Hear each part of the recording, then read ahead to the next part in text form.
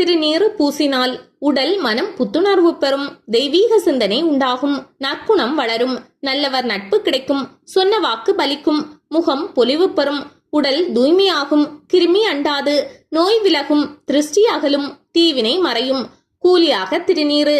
திருச்சி திருவானைக்காவல் கோவிலில் உள்ள 4வது மதில் சுவர் திருநீற்று மதில். இதை கட்டிய பணியாளர்களுக்கு கூலியாக திருநீறு தரப்பட்டது. இதேபோல் திருச்செந்தூர் ராஜகோபுர பணியில் ஈடுபட்ட பணியாளர்களுக்கும் கூலியாக பன்னீர் இலையில் விபூதி தரப்பட்டது. இங்கு தரப்படும் பன்னீர் இலை திருநீற்று பிரசாதம் மனக்குறை உடல் குறை தீர்க்கும். திருநீறு பாட்டு. திருநீரில் மருந்திருக்கு தெரியுமா? அதை தினமணிய புகழிற்கு தெரியுமா? கந்தன் திருநீறு அணிந்தால் கண்ட பிணி ஓடிவிடும், குந்தகங்கள் மாறி இன்பம் குடும்பத்தை நாடி வரும். நெற்றியிலே நீரணிந்து நரியாக உனை நினைந்து பற்றினேன் உள்ள மதில் உன்னடி முருகா. செந்தில் நகர் சேவகா என திருநீறு அணிவாருக்கு மேவ வராதே வினை. பிழை பொறுப்பாய். கல்லாப்பிளையும் கருதாப்பிளையும் கசிந்துருகி நில்லாப்பிளையும் நினையாப்பிளையும் நின் அஞ்செழுத்தை சொல்லாப்பிளையும் துதியாப்பிளையும் தொழாப்பிளையும் எல்லாப்பிளையும் பொறுத்தருள்வாய். கச்சி ஏகம்பனே. நல்ல நூல்களை படிக்காமல் இருத்தல், தெய்வத்தின் கருணையை நினைக்காமல் இருத்தல், கடவுளின் சன்னதியில் நின்ற போதும் வழிபாடு செய்யாதிருத்தல், கடவுளுக்கு நன்றி சொல்லாமல் இருத்தல், நமச்சிவாய மந்திரத்தை ஜபிக்காதிருத்தல், தலை கை உடலால் தெய்வத்தை பணியாதிருத்தல் என எத்தனையோ தவறுகளை செய்யும் என்னை மன்னிக்க வேண்டுமென காஞ்சி ஏகாம்பரேஸ்வரரிடம் வேண்டுகிறார் பட்டினத்தார். இரவில் தூங்கும் முன்பு இப்பாடலை பாடினால் தவறு செய்யும் எண்ணம் வராது, அதை திரித்துக் கொள்ளும் பக்குவம் ஏற்படும். வளமுடன் வாழ. கோவில்களில் சுவாமிக்கு 32 வகையான பொருட்களால் அபிஷேகம் செய்கின்றனர். இதில் திருநீறு முக்கியமானது. சிவபெருமானுக்கு அபிஷேகம் செய்ய 108 முறை திருநீர் வாங்கி கொடுத்தால் ஐஸ்வர்யம் பெருகும், விருப்பம் நிறைவேறும், மோட்சம் கிடைக்கும். விபூதி குட்டை. சிவன் நெற்றிக்கண்ணால் மன்மதனை எரித்து சாம்பலாக்கிய தலம் மயிலாடுதுறையில் உள்ள திருக்குறுக்கை வீரட்டானம். இந்நிகழ்வு நடந்த இடமே விபூதி குட்டை. இதனால் இங்கு மண் வெள்ளையாக உள்ளது. பெயர்கள். பிரகாசம் தருவது வெந்நீரு, செல்வம் தருவது விபூதி, உள்ளொளி பெருக்குவது பசிதம், உயிர்களை காப்பது ரட்சை, ஆணவத்தை போக்குவது சாரம்.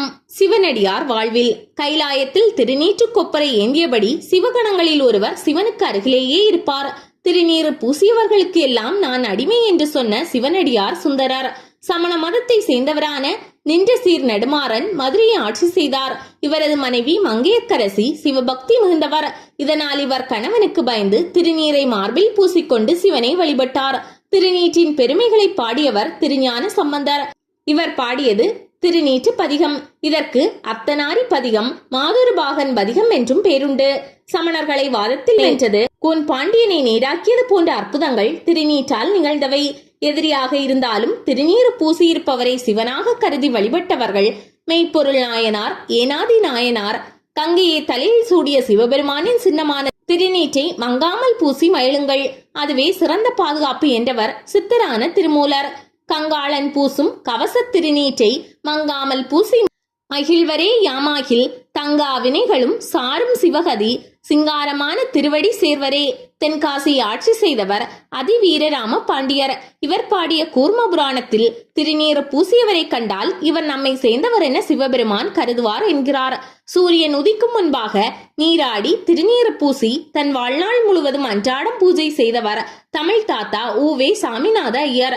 4ஆம் தமிழ் சங்க புலவர் பாண்டித்துரை தேவர். இவர் திருநீற்று பையை எப்போதும் இடுப்பில் வைத்திருப்பார். திருநீற்று துளிகள்.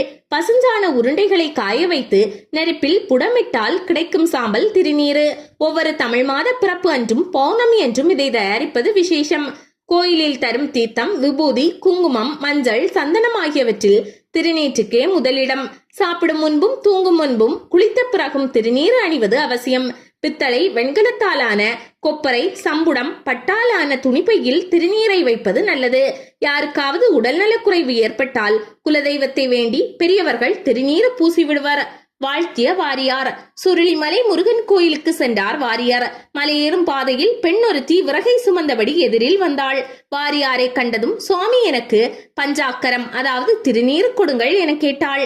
திருநீற்றின் பெயர்களில் ஒன்றான பஞ்சாக்கரம் என்று அந்த பெண் சொல்வதை கேட்டு வாரியார் ஆச்சரியப்பட்டார். திருநீறு கொடுத்து ஆசி அளித்தார்.